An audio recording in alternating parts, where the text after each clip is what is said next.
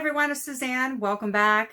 In today's video, I'm going to share with you some of the fun projects I have planned with my daughter this summer. And I'm going to edit together a couple of clips to make this final video because as I'm filming this intro, I'm still missing a few items that are coming in the mail to be included with the summer packages. So I'm doing themes. I have 4 different themes for summer projects this year, and some of them tie together and other ones are standalone. But the first one I'm going to talk about today is camera work and photography. So this is one of the fun schooling books, and this is called Camera Quest 31-Day Photography Challenge.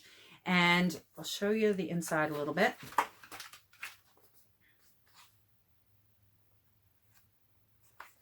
And at the beginning, it does have, because it's a 31-day photography challenge, it does list the items. So you don't have to think of the challenges. They're giving you the 31. And some of them are really easy, like, what did you have for lunch? And they're kind of all over the place. Your favorite place, a tree. And yeah, it's just kind of neat. This is just one of the fun schooling books we're going to use this summer. And I plan on doing a look inside for some of these books. And I decided to do that because as I was trying to decide what fun schooling books to use and to buy for this summer as well as next year, I found it really challenging to find pictures and videos and things of the insides of these books.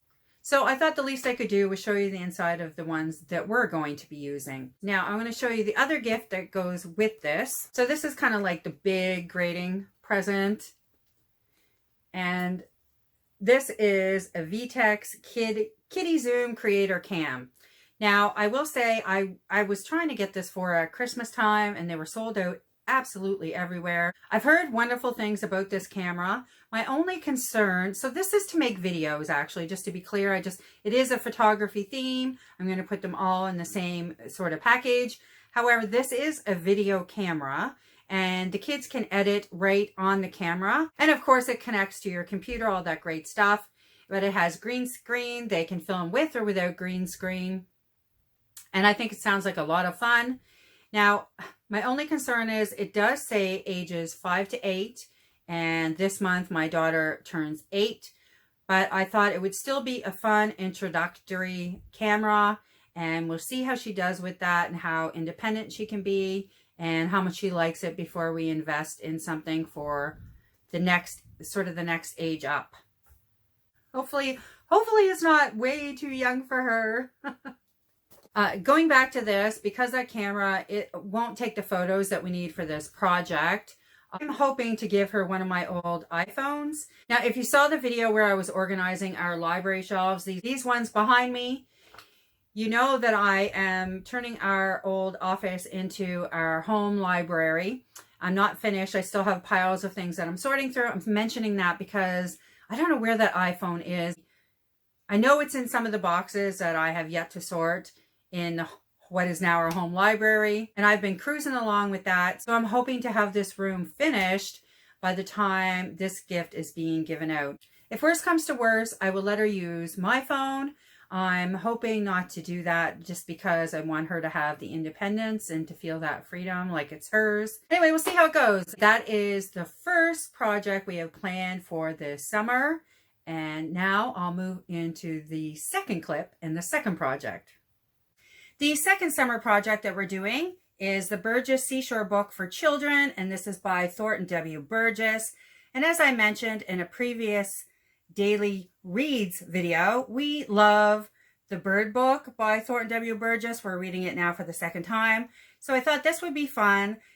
This book takes a couple of characters that we are already familiar with, such as, I'm reading it from the back, such as Danny Meadow Mouse, Jimmy Skunk, and Reddy Fox. And they go to the seashore and they're exploring all the seashore animals as well as seashore life. Thought this would be a great one for the summer. So I did buy a curriculum from another homeschool mom to help us keep this focused over the summer. And this is a study by, oh, that doesn't have her name. Okay. This is a study by Crystal Wiley, and I will leave her product page down below, the website for that if you want to check it out. I purchased these on PDF, downloaded them, and had them bound. I'm just going to show you this one quickly and set it down. This is a coloring book. So this has one coloring page per chapter. And the way these books are laid out is they are very small chapters, like between 2 to 4 pages. And each chapter introduces you to a new animal.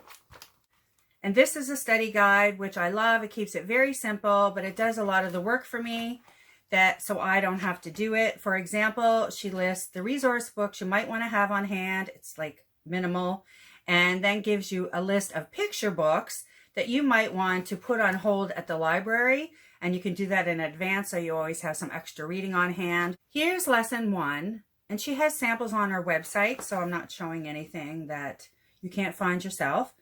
And each lesson, again, she keeps it really simple, so it's up to you if you want to flesh this out more with other material. And I have purchased some nature books, as you will see in our nature book video, that will accompany this, and we had a couple already on hand.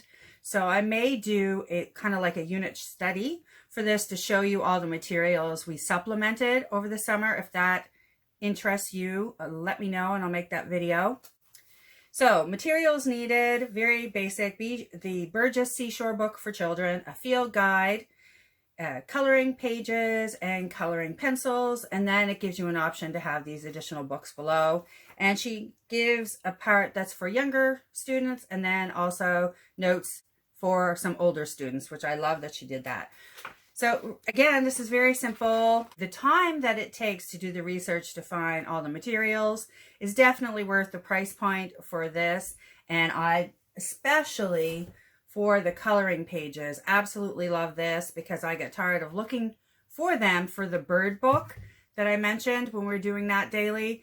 And she also has one I purchased from her on the Burgess bird book. The third summer project that we're doing is all based on science. As noted in one of our daily reads basket, Vivian has fallen in love with Zoe and Sassafras books, and so you would have seen a couple of these books already, but I bought, for a grading present, I bought a package of the first 6. This one is Dragon and Marshmallows, Monsters and Mold, Mare Horses and Bubbles, Cater Flies and Ice, The Pod and the Bog, and Unicorns and Germs. What you want to bet that's the first one she wants to read. The premise of Zoe and Sassafras, this little girl is Zoe, and Sassafras is her cat who accompanies her everywhere. And Zoe loves science. These are her thinking goggles, and she keeps lots of notes in her science journal, and she can see magical animals. She's inherited this gift from her mother, who also can see magical animals and has been helping magical animals for years. There's a little hospital out in the barn, and now Zoe is taking over from her mom, and Vivian loved this and interest in science. So I'm going with that interest. I'm going to see how much we can do with that over the summer. With that in mind, I picked up another Thinking Tree Fun School Journal for this summer, and this one is Science Handbook Portfolio. So we're going to do some experiments, and just like Zoe, Vivian can make notes in, and we can do research just like the little girl does in the books. And if you want to see an inside look of this, I posted a peek inside for the books that I'm using from this company this summer last week. I'll link it above and below. Oh, I'm in love with these fun schooling journals. And if you're wondering what experiments we're going to do, ta-da! I picked this up based on recommendations from a local Facebook homeschool group that I'm in. There were a few people in there that said they use this and their kids absolutely loved it. And I thought it would be great to have something that's kind of like set up for you with directions. This has 50 experiments inside of it. I'll read you a couple while you look at this cute picture in the back.